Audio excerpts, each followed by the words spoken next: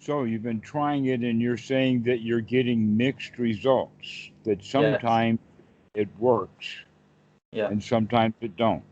Yeah. So And you've also pinned down that the times that it don't, um, either because of or that situation creates that you work too hard. yeah. That working too hard or too much effort. Yeah. That's very, very typical. Yeah. It's taken me this long. Oh, go on, go on. About to say something. All right. Well, it's very much the Western mindset. Mm-hmm. Um, I got a tiny little story to tell you, and that is that at one time I mentioned to Achan Bhikkhu Buddhadasa the Western phrase. In fact, this was very new when I was just first around him. We were talking about practice, and I says, "There's a phrase: at first you don't succeed, try again." Mm. That's the persistence part, okay? Mm. And he said, "No, if at first you don't succeed, look at what you're doing, Mm. okay?" This is, in fact, exactly the essence of the teaching of the Buddha. And that the way that the Buddha would express it then as right effort is the effort to see wrong view as wrong view, and then the effort that it takes to change the wrong view to right view, and then the effort that it takes to change wrong thought into right thought once we have the right view. In other words, once we understand what is wrong thought, then we merely change it. That's actually now the sounding board or the definition of what is right view. And guess what? That's all we have to do. Mm. And what happens is we think that we're not successful at that, and so we work harder at it instead of seeing that, oh, that's what we're doing. Okay, that in fact, taking the wrong effort uh, is exactly what violates one of the most important, most beautiful statements about the teachings of the Buddha. Is actually in a number of different suttas, including in the Dhammapada and in Sutta number 38. There's several places that I know of it. And that phrase is that the teachings of the Buddha are good in the beginning, good in the middle, and good in the end, with right phrasing and examples. Now, basically, what that means is that if it's not taught right, with correct procedures and whatnot like that, it winds up not being good in the beginning Mm. for most. In fact, if it starts off not so good in the beginning, then what kind of effort does it take to keep someone continuing to meditate? A lot. The base, huh? A Uh lot huh. of effort. A lot of effort, which means a lot of wanting and a lot of desire. Mm. Okay, and here we are practicing a practice that is teaching to the success is not wanting anything, not desiring anything. So you never get there. And that kind of person with that kind of wrong thinking never gets there because he's stumbling over the fact that he wants it. Mm. That this is the wrong attitude about it, rather than the right attitude or the right thought would be that I'm okay already. Mm. Hmm. The thoughts come and go, and the thought that comes that makes me feel bad has got to go. And so that's the way that we begin to look at it as is that we've got to guard the mind to allow only wholesome stuff in. Okay, and so what you do with everybody is sometimes you're good at that and sometimes you're not. But when you're not, instead of correcting it and getting it back good again, you now go down the same rat hole that you've always gone down, which is to work really hard chasing it. Hmm. So it's time for that to change also.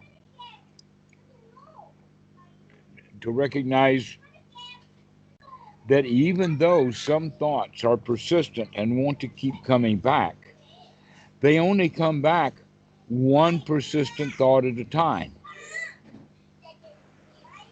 And yet many people get the idea, I guess, from the idea of being grandiose, that if I see if I see one duck, and then I see another duck, and then I see another duck, I must think that there's ducks everywhere.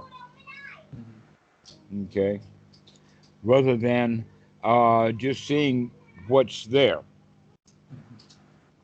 So this is what we have to deal with. It's not that, in fact, it's even incorrect to talk about a rabbit hole.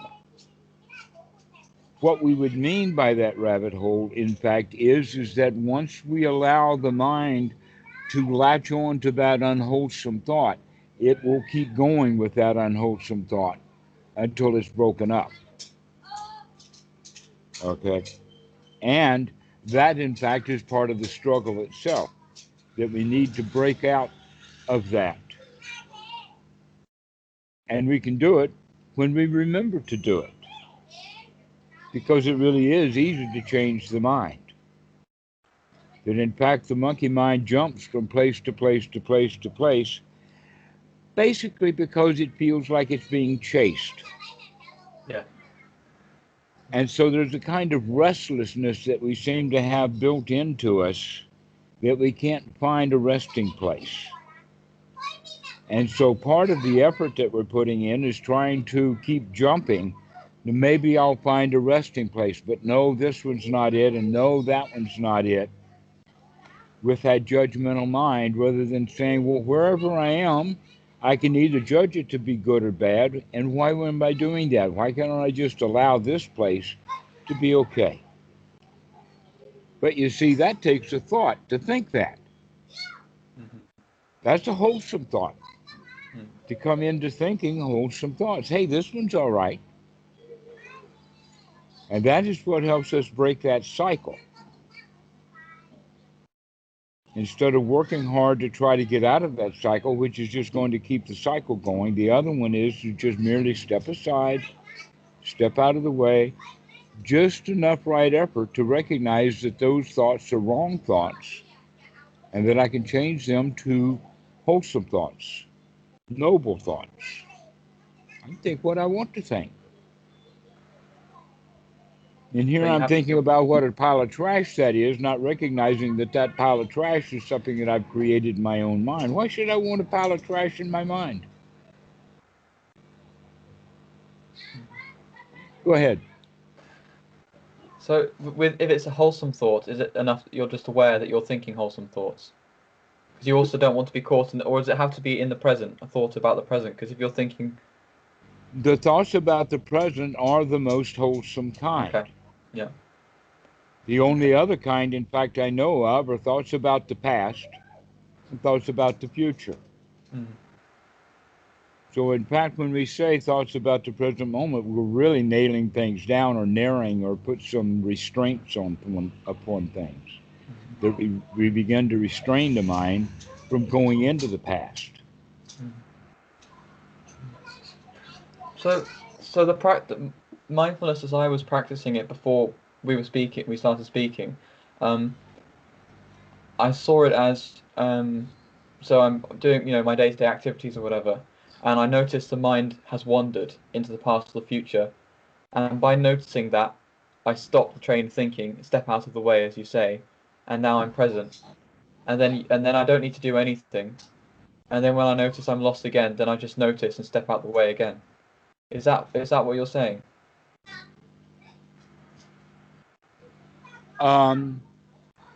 That's the answer to that is yes, and it's not enough. There's one more Right. thing to do. Okay. Okay. But that's certainly the first step, is to, in fact, step out of the way. The next step is to take relief from the fact that you did step out of the way. Gladden the mind.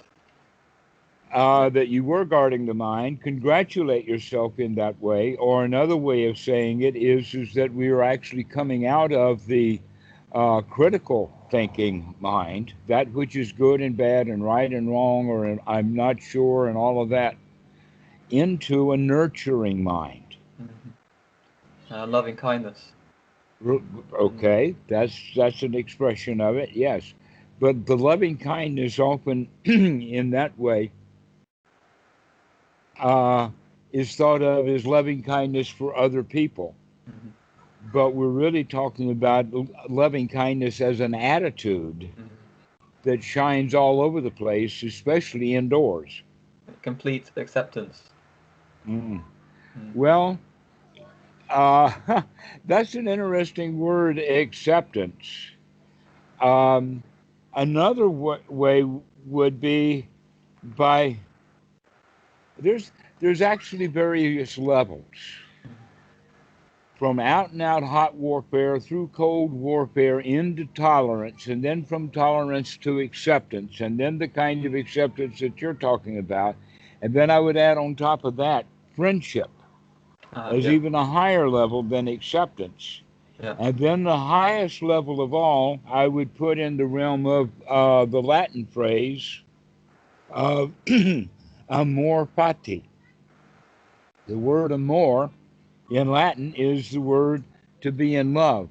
And fati in this sense is meaning fate. Now, what I mean by that fate is exactly what's happening right now. So we actually fall in love with the here now. It's just absolutely wow. It's marvelous. It's like, wow, I'm glad to see you.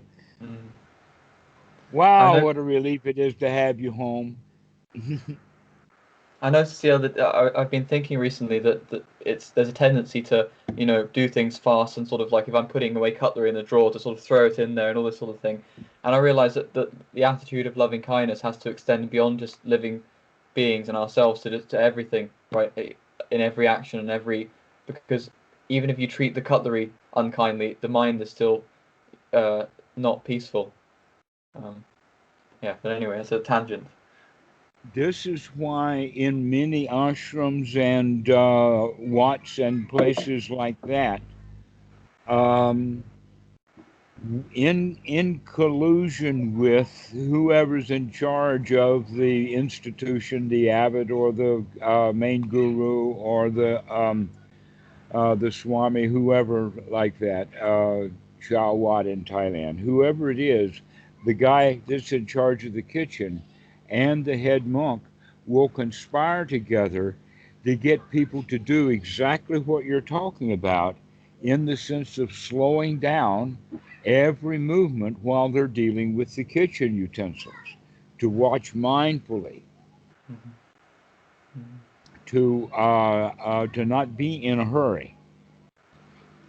That even though there is a line of people waiting on new dishes at the retreat, they will get dishes by and by. My job is to wash this dish, Mhm. and then I'll wash this dish.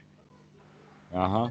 So this is a way of actually using institutions like Watson and retreat centers and things like that to teach the students to slow down, to pay attention to what you're doing, to watch your hands. Well, this is the very teaching that's in the Satipatthana Sutta. The, the, uh, the, the language that is used is in the sense of reaching and grasping and touching and walking and going, even toilet duties, to watch every movement of what you're doing. Put your experience in your hands and start watching what's happening. Mhm. So this is one of the, and this is all mindfulness training in the sense of being here now. Everything is associated with being here now. That in fact, the fingers themselves, it's marvelous.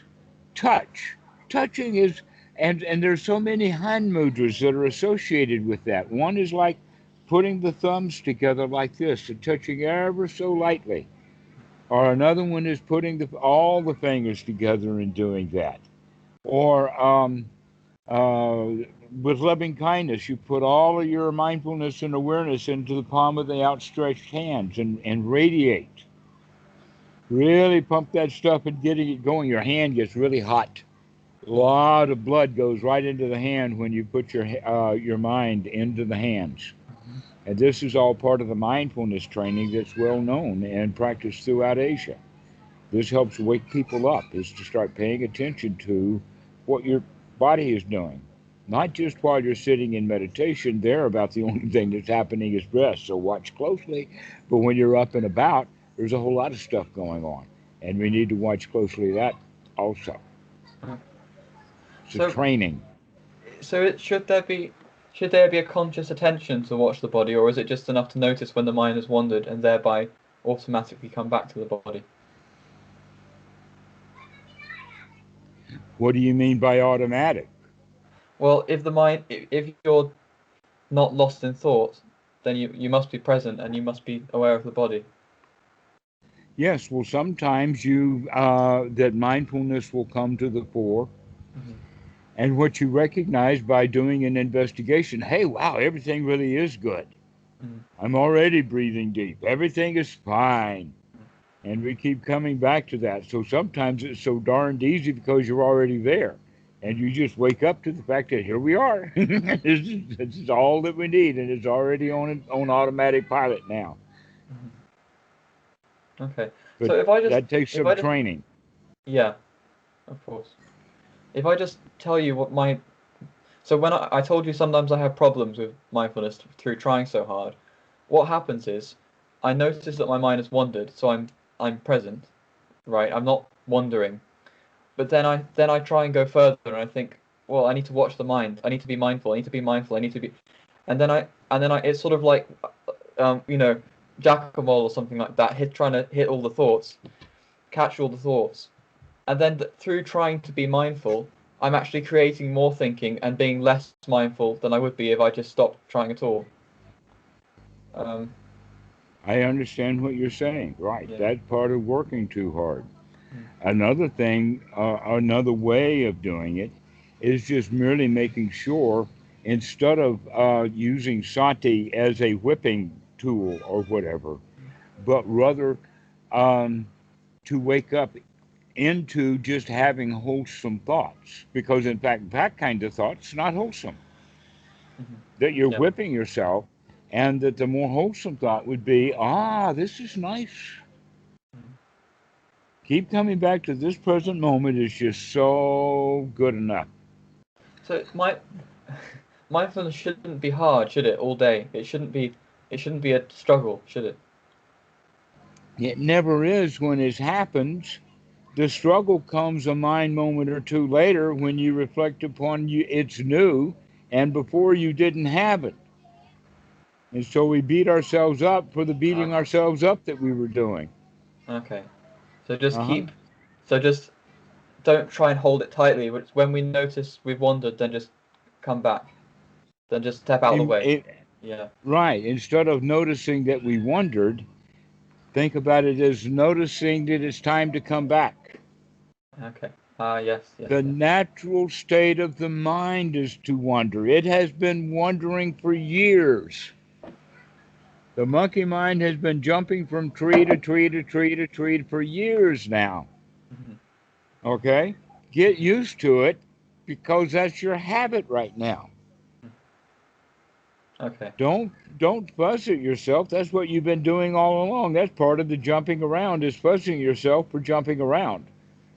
But when I'm practicing mindfulness properly and gently, then I'm present pretty much all the time. But it's the moment when I try and practice mindfulness, then suddenly I'm no longer present and I'm miserable and I'm very anxious and restless. So when you try to practice mindfulness, what that means is you remind yourself that you want something. Yeah. You remind yourself, mindfulness practice, I want mindfulness. Mm-hmm. And then you make yourself miserable because you don't have it. And then when I give up, I've dropped that, and then suddenly I'm present. Yeah. Yeah. Right. So remember to drop that stuff as soon as you remember to drop that stuff, and just be pleasant. So see, I'm not even being mindful of when I'm trying to. Yes, because I'm not being mindful of that. Yeah, yeah, yeah, yeah, yeah. Okay. And by the way, when I have backed off the effort and it's been, working, I can really see what you're saying of stepping out. Like there's been thoughts that I've missed, and it's always as well. Of course, it's the suffering is never from what's actually happening. It's from the thought we put on top of that. So recently I've been, because I'm in lockdown at home. I'll brush my teeth in the morning, and sometimes there's a thought of, oh God, it's the same thing every day, blah, blah, blah. And I've just been noticing that thought. But now I know it's away, and oh, there's no suffering here. It's yeah, it works. Exactly. That in Yeah. fact, that all here we go again, or there it is before. This is what in Buddhism would be called restlessness, or most people would use the word boredom. Yet another boring day. Hmm. Okay. Which reminds me of the movie Groundhog Day, Hmm.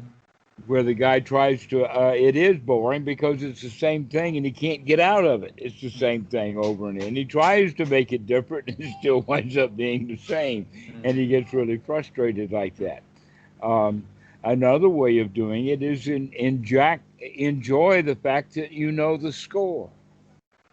Hmm. That in fact, that's one of the qualities of, let us say, well played classical music. The people who love that piece of music the most are the ones who know it the best. Hmm. The Hmm. ones who have actually performed that piece of music when they were in an orchestra. Years later, they hear it and they know exactly what it is and they enjoy it note by note. They can keep track of it right down through the thing, right? All Hmm. right. And this is an important quality, but uh, a lesser musician would get bored with it because Hmm. he's heard that darn thing before. Why should he play it again in his mind, right? The answer is it's a matter of attitude. Hmm. It's your attitude. You can turn on the juice and really enjoy that symphony, or you can hate it with thoughts like I've done that before. I've been here before. Yeah, the same old thing. Okay, It's a but choice to that's part of suffer, isn't it? In that's every part of the moment. joy. Right, that's part of the joy of that statement in the Zen of no place to go and nothing to do. Yippee ki yay! No place to go and nothing to do. What a relief that is. That I'm not driven to go anything.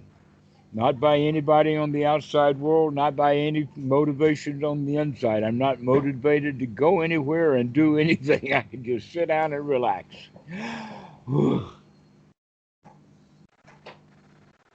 But most people, I've they noticed. go ahead. Oh, oh no, I was just gonna say I have noticed since our conversation a few days ago, although there have been these periods of the crazy mind, as I've been saying, there's also the periods where now I feel confident there isn't anything to do, so it's just it is okay just here. Yeah, just to relax. It's perfect. And I wouldn't. I was just thinking last night.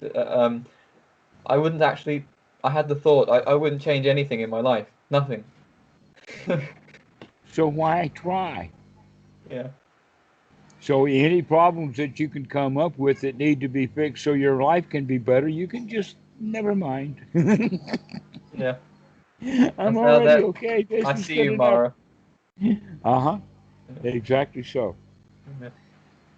Well, I have heard stories that back in the hunter-gatherer days, 100,000 years ago or so, that basically the hunt took all day, but when the hunt was successful, there was meat for days and days and days, eventually learning to dry it out and turn it into jerky, and then that meat lasted for weeks.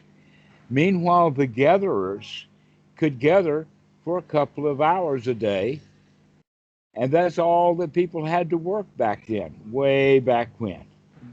It was about once a week. You'd work a day, or maybe a couple of hours a day, and that's all it took. And after that, everything is easy. Why is it now in modern times that we can't even get up to the workload that we had 100,000 years ago? Why is it that you feel compelled to work 8 hours a day We feel guilty if we don't.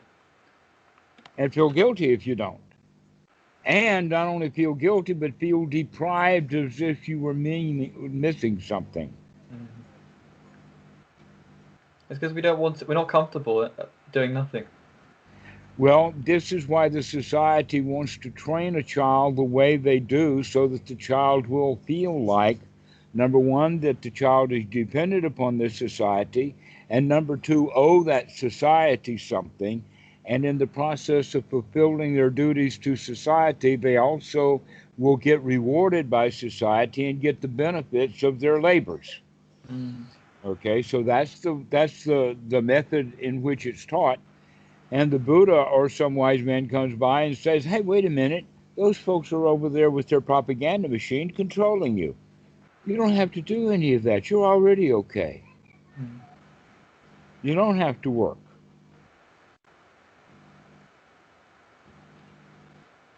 And there's certainly the downsides of the modern society we live in. There's plenty of downsides, and sometimes I start getting, worked up about that. But then I remember at the same time, I've got somewhere to live, and I've got plenty of food to eat, and all my needs are taken care of.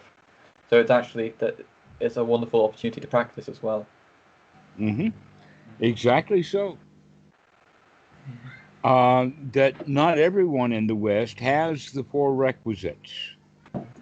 So we need the four requisites: just enough shelter, just enough clothing, just enough food, and just enough medical attention as sort of a baseline. And once we got those things that we need, we don't need much of anything more than that. We can live a very easygoing life, not expensive at all. It's funny. I already, already through practicing, I just find I want less and less and want to achieve less and less. Before I started, I had such sort of sky high goals, but just reaching for those goals just made me suffer and be unsatisfied with now, and so slowly working on that. So, yeah. Goals are like balloons. Once you let go of it, it's you'll never catch it again. There it goes. I mean, how high can we set our goals? And I'll never catch it. Mm-hmm. So no matter how much money we have, we still want Yeah. more. Yeah. Mm. But when we set our goal with, this is really nice right now, then as we develop that skill, we have a whole lot more of really nice right now. Yeah. Because we know that we have the skill to keep that going. So that's basically what the real teachings of the Buddha are, is to stop trying to attain things. See the way that the mind works so that you don't wind up wanting any of that stuff. And keep your thoughts wholesome. Mm-hmm. With wholesome thoughts, everything is good. So that brings me on to Anapanasati, which as you know, I said in my email before, we spoke the other day, I was practicing just sitting, which was, without a goal or without any object, which was working nicely. But I've been doing Anapana recently. I've not been able to sit because I've got a sore back, so I've been doing walking and standing and lying, which is not ideal, but there you go. You can also try sitting in a posture or in a way like you are right now, In a so chair. that your back is comfortable. Okay. Okay. The reason that there's really something in the sutras that I think every student should know about. Mm-hmm. Specifically, when the translators translate cross-legged, Mm-hmm. the Pali word does not say specifically cross-legged. Really? No, does not say cross-legged sitting. But that would be the natural way to sit if you were sitting on the ground. Mm. because you can sit longer if you're sitting cross-legged. But most people in the West don't sit on the floor for their whole lives like the Thai people do. So the Thai people are out there sitting cross-legged all day long at their job or something. No problem, no big deal at all. But actually, the Pali word also includes the word chair and couch. Really? Okay, exactly. And so, what we're actually talking about or referring to is whatever posture you're in, all four of the known established postures of sitting, standing, lying, and walking. I know that they, in some ways of looking technicality, that there's other postures someone can be in. An example would be a ballerina standing on one toe, spinning around in a circle. Okay, that's a posture that very few people ever get in. So in that regard, why even mention that kind of posture? Mm-hmm. Or another one would be the praying mantis posture that a master in kung fu would use. Mm-hmm. Okay, that kind of posture is not normal, not average. So there's no mostly people when they're just living their lives, they're either in one of these four postures. Mm-hmm. Given that that's the intention of seeing it like that, one can recognize, oh, that means that it is um, a possibility that I can wake up and look at what's going on in any posture. That the posture, in fact, is irrelevant, Mm-hmm. but that we can use various aspects of various postures as tools or guides. For instance, sitting on the floor um, or in a chair without moving the body any at all, that the only thing that much is happening is the breathing. So this is why we focus on the breath, is because we're focusing on what's happening. Mm-hmm. But if the hands are doing something, we'll focus on those too. And pretty soon, with our mindfulness being sharp and focused, we're actually focusing on the entire body while it's breathing. And then when we go on walking meditation, then we begin to also focus on the body. And when we're grasping and reaching and living our lives and whatnot like that, we begin to use the body as a source of mindfulness for whatever the body's doing. Let's watch what is going on. That's what we're doing. Let's train in the here now with whatever the body is doing in the present moment. Mm-hmm. Okay. So this is Kaya Nupassana. But part of that practice of watching the body, noticing the body, that has the quality of waking up the body so that we become very alert. There are things, in fact, that are happening very subtly to the body that many people will not notice, or that it will be left under the level of the radar, so they say, Mm-hmm. or that is subconscious. But once we practice anapanasati and waking up the body, then subtle things that would happen, we'll now notice them.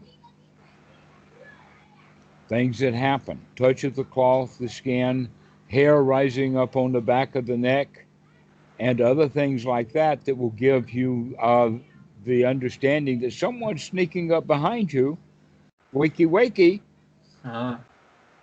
okay, that the whole body becomes an antenna when we pay attention to it. So basically what we mean is to get that antenna in shape, we got to go around tweaking it and checking it out and saying, hey, are you there? Knock, knock. Can you hear me now?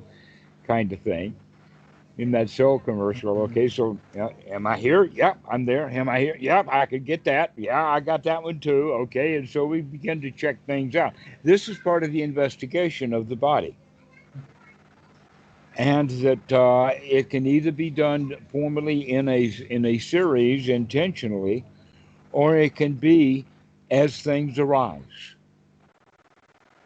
Just whenever things come up, then that's the time for sati to kick in. Mm-hmm. Okay, and so by doing that with the body, we also are able then, with the body, that we are uh, in fact, gladdening the mind. So we could say that, in fact, with the suttas point, that the main uh, right effort is to, in fact, gladden the mind.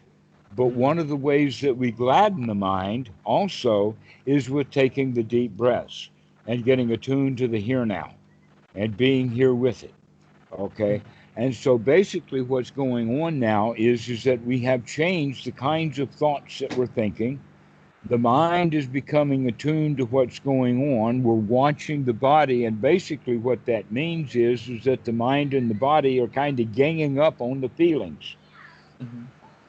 so that eventually now the feelings will come along.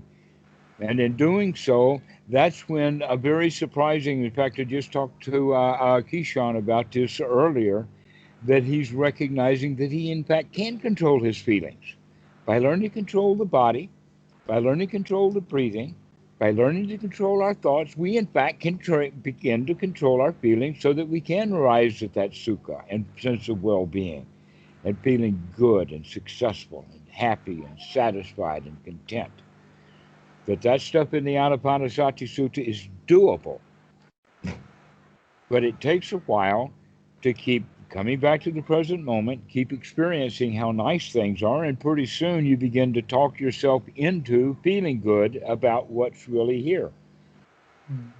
That I often tell the students that you spent years and years and years talking yourself into feeling bad, being critical, trying to match up to some goal, not being good enough, feeling like a victim of the society, and trying your best to keep up, and always feeling like a failure, and it just goes on and on and on and on and on.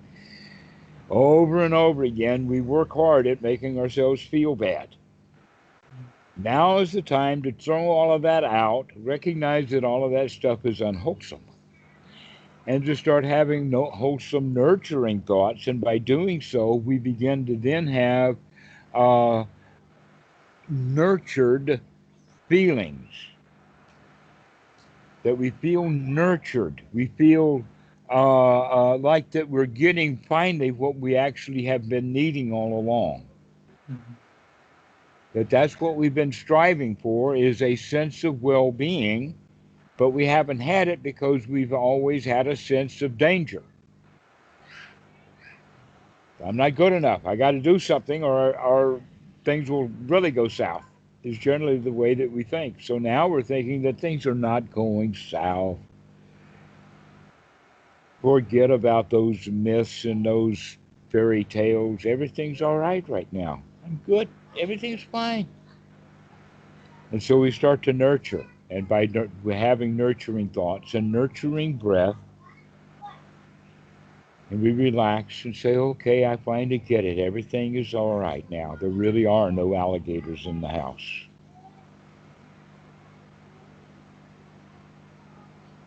Mm. And become to feel everything's all right. Everything is fine. And so we get into that state of well being. And we want to practice that over and over again, to continue to go back into that state of well being. And then we also want to develop the skill of being able to maintain that sense of well being, and let it stretch out and get longer and longer. And how we do that is by being on guard and not let more unwholesome thoughts back in, because it's the unwholesome thoughts that'll take us out of this sense of well being back into, I got a job to do, Mm.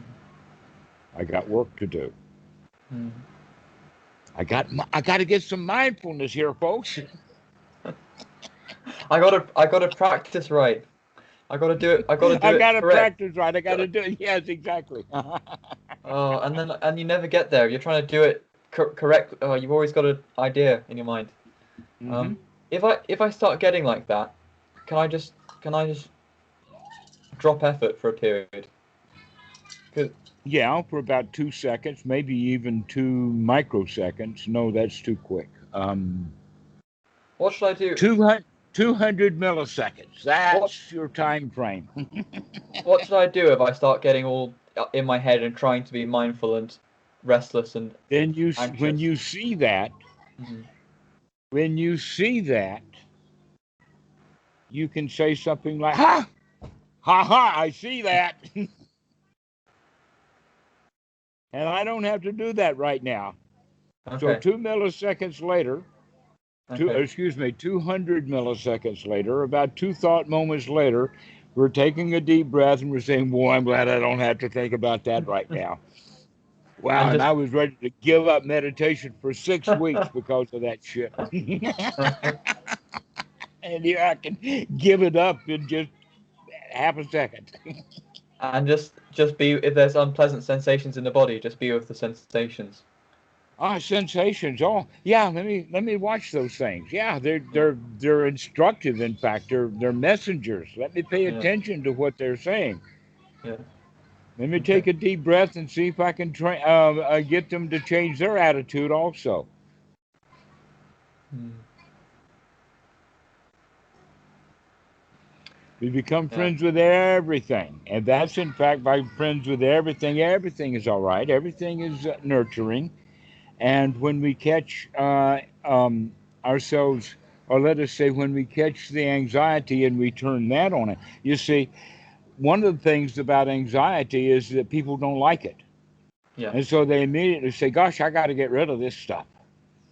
Oh, what can I do to get rid of it? Okay, and they don't like it. Hmm. That whatever it is that turned that anxiety on is now still going on, even though they know that it's anxiety. They still keep that valve open. They haven't closed the valve. They don't like the anxiety, which creates more tension and more problems. Yeah. So the solution to that is, when you see anxiety, you say, "Huh, what is that? Oh, yeah, I've seen you before. Come in, settle down. Let me take a look at you." And then we start breathing into that anxiety. You see, we don't have to hate it. This is when we're learning to control our feelings. Because the guy who can't control his feelings will naturally hate the anxiety that he feels. But if you can control your feelings, you can control your thoughts to the point of saying, we'll get over this. Take a look at it. Breathe deeply into this. Let's see if we can move anxiety around. Does it come up this high? Does it go that low? Does it come over here? And pretty soon we begin to get to know it pretty well. But in the process of that, it's kind of losing all of its power. In Hmm. fact, most of its powers, it was in the power of you not liking it. Where in fact the real situation was, it was just a sensation in the body that was indicating you probably got way too much adrenaline in your blood system. And so hating that adrenaline in your blood system is sure going to keep it going. But being curious about it and glad to find it and recognizing that it's just a part of what's happening in the moment and it's not the boss, doesn't run the show. I am not the victim of this anxiety. There is no victim. There is no victim, in fact. It's just anxiety. And that is to be played with like a toy.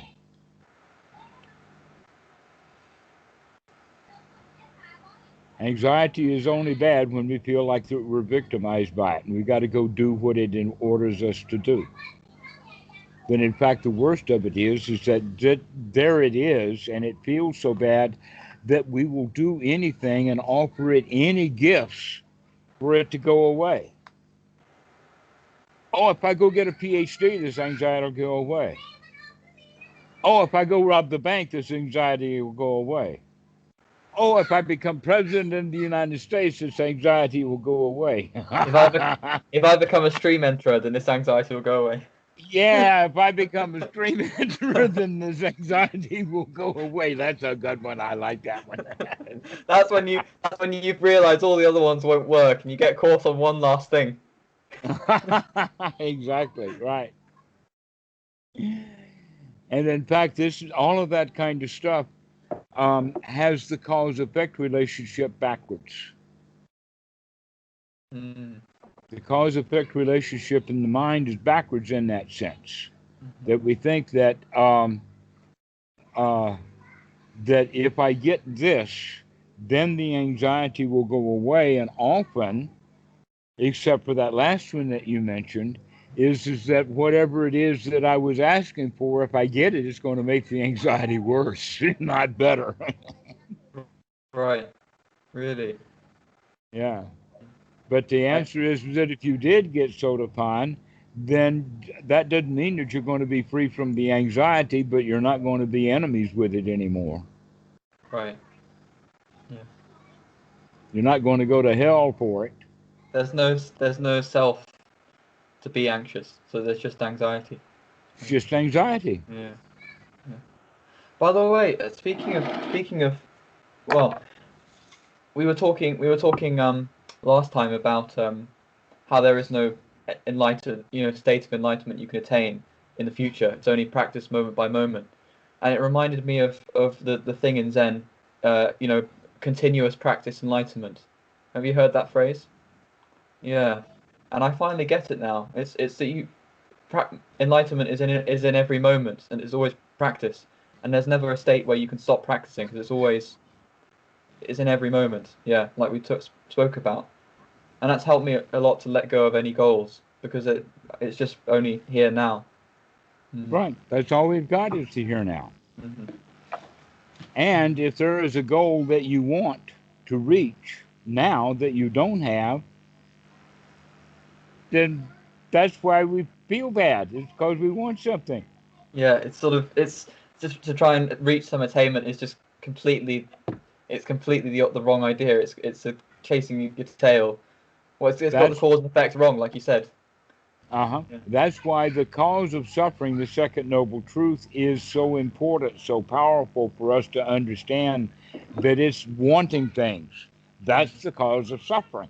Mm-hmm. It says that most specifically. It couldn't be more clear, and yet it's so hard for the Western mind to get that in, that the cause of suffering is wanting things we don't have. And And this then is it's just okay. I want to get into the state of wanting, not wanting anything. They call that desiring desirelessness. so what a mess. That is a mess. Wanting something that I don't have. What do you want? I want to be in a state of not wanting anything. It's like, duh. There's a similar joke to that in Christianity in the sense of, oh Lord, please give me patience. Give me patience right bloody now.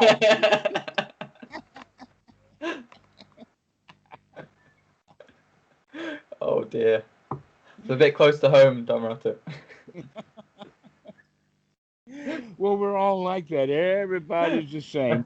We humans are very, very interestingly similar. Yeah. But no one realizes that people don't realize that when we're stuck in our ideas and of self.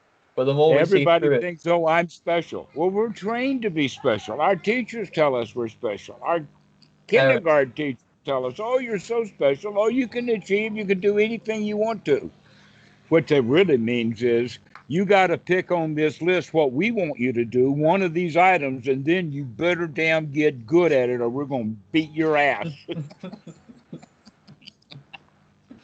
And the kids can feel that inside somewhere. We recognize that we've got to perform. Mm. We got to get up to scratch in order to get our cookies. We have to eat our broccoli or we're not going to get any cake at all. This is drilled into us as children. I And wonder so why. you, Do you think Western society has become like this just because of unchecked greed, hatred, and delusion? It's just a natural sort of expression of it on a wider scale, right, out of exactly so. control, isn't it? And Hmm. I think it's sort of speeding up as time goes on. It's getting more out of control. Um, in a way, all three are growing. Mm-hmm. Greed, ill will, especially, and they all grow in cycles, but right now there's an awful lot of ill will. Mm-hmm. 20 years ago, a lot of ill will was in the Muslim community, but they kind of got it out of their system, and now the Americans are just fit to be tied. Literally, I want to tie some of those dudes. So, um, this, but the point that I'm making here is that not only is the greed and the ill will on the rise now, overall, over a long wave, a period of time, ignorance is giving slowly away to knowledge. Humanity is beginning to wake up. Many, many examples of that. One of the examples that I have with Martin Luther King when he said that the arc of justice bends, or that things bend in the direction of justice over the long period of time. And what he was saying is that things do become eventually unhidden, Mhm. that things are not going to stay hidden to humanity for quite so long. The lies that we have been told will become exposed. Mhm. And that's basically what humanity is really all about, or not, let's say humanity, that's too broad. Let us say human culture. Mhm. Human culture is based upon a set of lies or propaganda. And the main way of stating that lie is good actions will give you good results and bad actions will give you bad results no matter what. That's the kicker. Because any kid can say, hey, I can get away with it. Sometimes I get away with it and sometimes I don't, but I can get away with it. And if I get really good at getting away with it, I'll get away with it a lot. Mhm. And the old school marm comes in and says, by God, you will not get away with it. You will get caught if we have to hire police, if we have to invent hell. We'll do anything it takes to get you to understand you can't get away with it. And so this is the foundation of our culture, because otherwise we can control anybody. All the kids would just walk away and says, no, you can't. I can get away with it. And that's part of the reason why it's been such a long, slow slog of getting humanity civilized, is because the whole civilization is based upon a lie, Right. rather than the wisdom of, hey guys, if you just cooperated together, there's no end to how much fun you could have. It's But built on a selfish lie, isn't it? It's not built on, yeah. it's built upon controlling other people. It always has to do with my power is not my power over my mind, but my power over the control of your behavior. Mhm. Okay. And why would anybody want to control anybody else's behavior? The answer is because they don't like something on the inside and they think that if I can make those people suffer and do what I want them to do, then I'll feel better.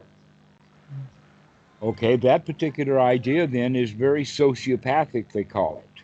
Mhm. Is that I can harm those guys any way that I want to, so long as I get them to pay homage to me so that I feel good.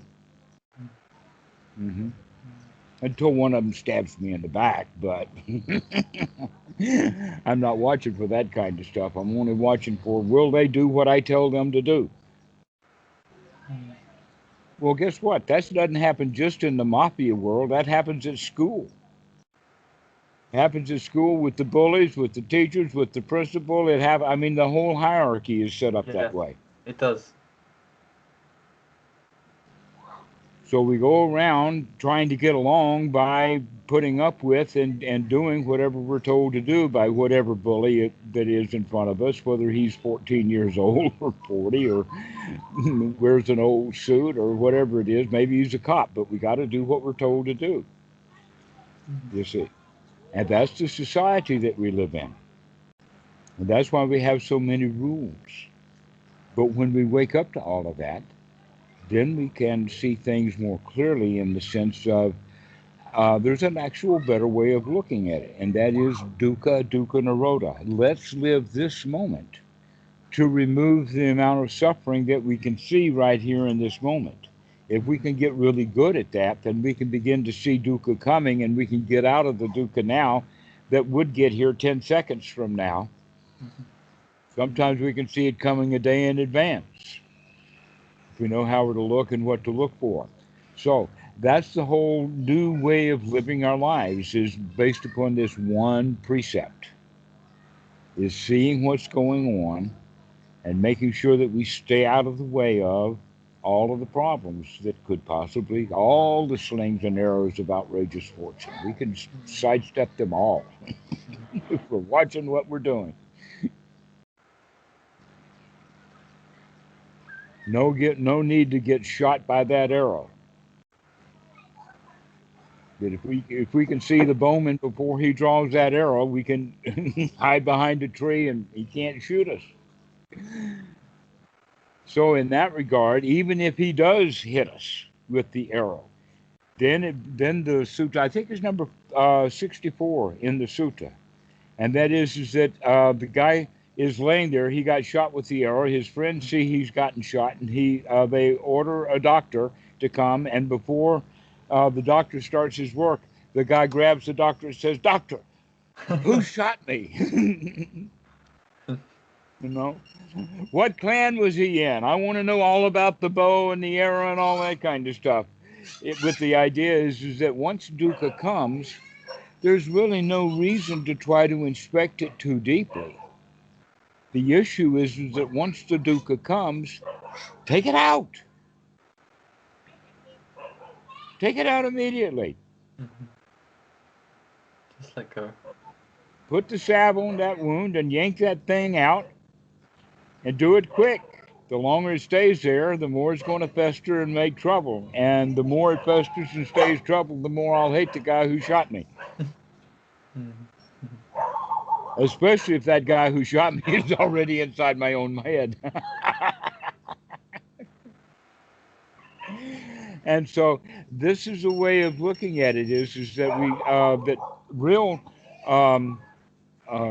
excellent action is to see the dukkha before it comes. But we still have to deal with it even if it does get here. Even though it hits us, our job is to get it out immediately.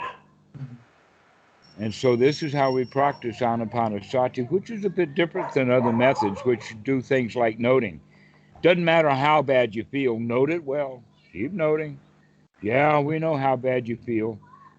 Look, inspect closely. Become really excellent at feeling bad.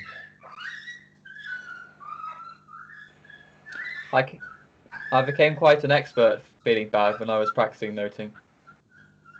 I'm sorry, we got a lot of dogs barking right now. What did you say? I became quite an expert at feeling bad when I was noting. Mm-hmm. Yes. I tried that. Not bad feelings are optional. We are almost trained from childhood to think that bad feelings are necessary, and they're not. They're always optional. That you don't have to feel bad in order to get a job done. You can feel bad or not, and do the job or not. The job has got nothing to do with how you feel about doing it. Yeah. If you don't like it, you'll not do a very good job of it anyway. Can I just interject the question? Because I'm aware if I've kept you for an hour already, so I don't want to keep you too much longer. Okay. So I've been doing my anapanasati. Firstly, as far as right effort, is it enough? I feel as though just setting the intention to watch the breath almost. There doesn't have to be a continuous conscious effort to watch the breath, because that becomes like a thought. It's more like a noticing, right? Exactly so. The whole idea of continuous is one of the downfalls of Western Buddhism. That in fact, continuous is not the same as sati. Imagine that sati is more like the dog coming when you call him. Okay? Or that you call the mind the wake up. The bugle blows or something. Wakey, wakey. And then the dog that you call will come. That's different than having a dog chained to a tree out there or in a cage. And that's what a lot of people think that meditation is putting the mind into a cage. Because That's your idea of continuous. that's what I did for 2 years, and trying to keep my mind in a cage from it also in moment to moment life, even when I wasn't sitting, and I basically gave myself an anxiety disorder. Hmm. But it's a lot better. And since I stopped doing that, then there's the anxiety just it still comes in. I tried so far too hard all the time. It was miserable. Hmm. Allow your mind to have freedom, but also keep calling it back. Okay. The proper word here is unremitting. Unremitting. Like the Energizer Bunny, you know that old commercial, Yeah. or hitting a drum. So here's the hand is like the head of a drum, and Hmm. this fist is like the mallet for the drum head or the drumstick. Okay, is this the right way to hit a drum? No, you have to let go again. Oh, I see. Yeah. Okay, no, but that's the way that a lot of people try to practice meditation. But this is the way to play a drum. Yeah. Okay, what that means is that it's unremitting. You keep playing, you keep coming back and coming back. That you don't have to be on the object all the time. Yeah. That you do want to have the mind to have freedom, and one of the freedoms that you're going to have is to visit all the various points of anapanasati, so that we can watch the body, we can watch the breathing, we can watch the relaxation, we can watch the joy, we can watch the gathering of the joy, we can watch the gladdening of the mind. There's all of these parts of anapanasati. And there's also the kind of wholesome thoughts of just Buddhism in general. This is suffering, or hey, this is not suffering at all. Okay? Hmm. And so these are all of the various kind of thoughts that we can have that are wholesome, valuable, worthwhile in having.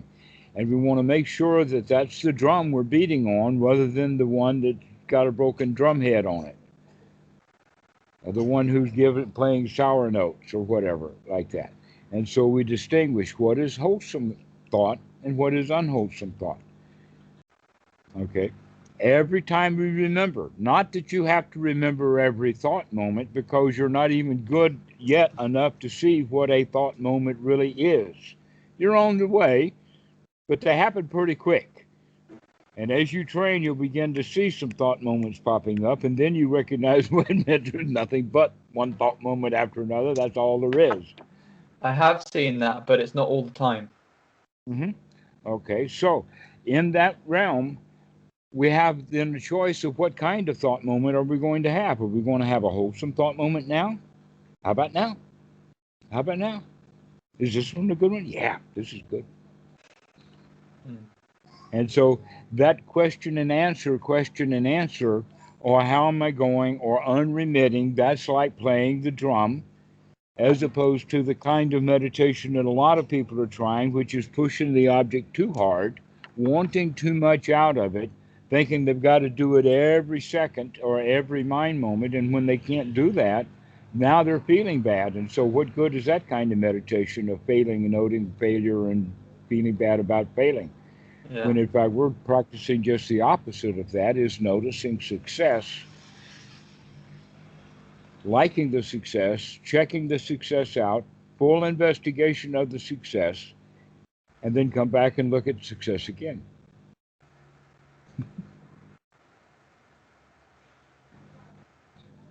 So it's just what we're noticing the breath. We notice it's there, and then the mind wanders, and we notice the mind wanders, and then we just remind ourselves of the breath. Yeah. Mm-hmm. And then I've noticed glad in the mind, enjoy the breath, brighten the mind. Mm-hmm. Yes. Hmm. So So actually, just one more. keep practicing that over and over and over again, and pretty soon you'll get to the point of, hot dog, I can do this. Yeah. I can do this. That's And a I noticed major the other milestone night, on the practice. I noticed the other night I was practicing, and I realized so in the past I practiced samatha meditation, but it never went that any well. Since I started practicing Buddhism, I had a blockage, which was, oh, I need to get jhana, or I need to get this, or I need to get more concentrated, and so it never got anywhere. But I realized, oh, if I just notice the thought, I need to get somewhere, notice it, return to the breath. I'm just every time a hindrance arises, we just let go of it, and it's there's. So I realized there's no obstacle to that, like blocking my progress at all. Yeah. Exactly. Great. See what an insight that is. Wow. But then still, they won't be like that all the time at first. Yeah. One more thing, and I'll let you go. This is a really quick question. Okay. Sometimes I find the mind is too, it's not calm enough to watch the breath. So if I try and watch the breath, it like tries too hard. Could I just do, 5 minutes, just very, very relaxed mindfulness without a particular object, maybe just the whole body, and then go to the breath? Well, I don't see much difference Right. in the sense that if you are watching the whole body, then you're watching the whole body breathing. So it's just trying too hard then at the beginning again. Okay. Again, Yeah. it's a matter of working too hard or expecting too much or even saying that watching the breath is too hard to do. That's Yeah. ridiculous because if there's anything that's easy to do, it's to take a deep breath. I can't think of anything to see. In fact, hold your breath and see how long you can go without taking an in breath. And it The should be body long will breaths. beg for it. And it should be long breaths, shouldn't it? Consciously at first. That's to calm Consciously the mind. long, deep, and satisfying. Hmm. Long, deep, satisfying breath, as opposed to the normal short breath that we have. Um, that is more described as shallow breathing and is only associated with this part. But a long breath, a deep breath, is going to move the chest, the abdomen, the shoulders, everything's going to be moving. Hmm. But eventually there comes a point when the breath becomes a lot more subtle, doesn't there? Um, so is there a Yes, certain point? and what I say to that is wakey, wakey. Ah, really? Okay, Because some teachers say, now the yeah. question about subtle is um, confusing for most because what does subtle mean? Does subtle mean the observer or subtle means to the participant? Right. If it's subtle to the participant, the answer is wakey, wakey, look at what you're doing. Hmm. But there is also a way of breathing very deep, very long, and very slow that is quite useful, but that is not so noticeable because it is long, deep, slow breathing, still intentional. So be very gentle with the long breath. Don't try and force it. Just sort of Right. encourage it to be Very long. long, slow, Yeah. gentle breathing Yeah. without having any goals, but over time it will, in fact, lengthen. So it's not like yoga or pranayama or anything. It's not forceful. It's just very encouraging to the longer breath. Yeah. Oh, I Uh, know. I know. I know. let, how to say it? Let's not get too deep into the complexities of reality. All right. That Right. yes, there is a deep connection between anapanasati and pranayama breathing. Hmm. Deep connections between them. Hmm. Okay. Well, Okay. anyway, I'll. It's been. Anapana and pranayama are actually the same word. They're just backwards. You can see the Ah, yes. anapana, and pranayama. They're just the same word. One's in Sanskrit, and they're backwards with each other. Anapana means to in breath, out breath, and pranayama means the out breath, in breath. Mm. And how they're used is similar, mostly in the sense that all of the pranayama and anapanasati breathing is conscious and controlled, that you're doing stuff with it. Hmm. as opposed to convincing yourself that you're watching it while the mind is just a jungle in there. So it should be it should always be controlled. Yes. Because a lot of teachers don't teach that. I That's know. interesting. And they're wrong, I are they? know. Let us say that there are things that students can learn from various teachers. Mm-hmm. That some teachers emphasize one thing and some teachers emphasize another, and for that reason, it's actually a good idea for students to have more than one teacher. Okay. But in fact, you could say that the teachers who don't teach all of it, or because they didn't have enough teachers, they settled with one instead of going all over the place and getting everybody's and putting it all together and figuring out what's really going on is not the purview of just one teacher. Mm-hmm. Mm-hmm. But the Buddha had several teachers. You've had many That's true. teachers in your life. One of the jokes I'd say is, do you remember when you were in the first grade and then the second grade? Do you ever remember your first and second grade teacher fighting with each other who was the best teacher? No, they're probably best of friends. So it's just different aspects of the Anapanasati Sutta that different teachers pick out. Okay. Mm-hmm. Oh well, Dhammarato, I'm sure you realize I could talk to you all day about the Dhamma, but Me too. I thought. All right. Well, Kiran, we'll let you go now, and you continue your practice. You're doing good. Keep it up. Thank you. Keep noticing. Keep watching. And when I say keep, that means keep returning to watching. Yeah, don't keep returning. Keep returning. Right. Keep returning. So Keep coming helpful. back and coming back and coming back over and over again with great joy. Aha! I finally came back. Mm-hmm. Okay. Well, maybe next time I call you, maybe I'll leave it about a week this time. Would that be good? Up to you. Up to me. Okay. Thank you. We'll see you. Lovely speaking to you, Dhammarato. Enjoy the rest of your day. Okay. You too. Okay. Bye.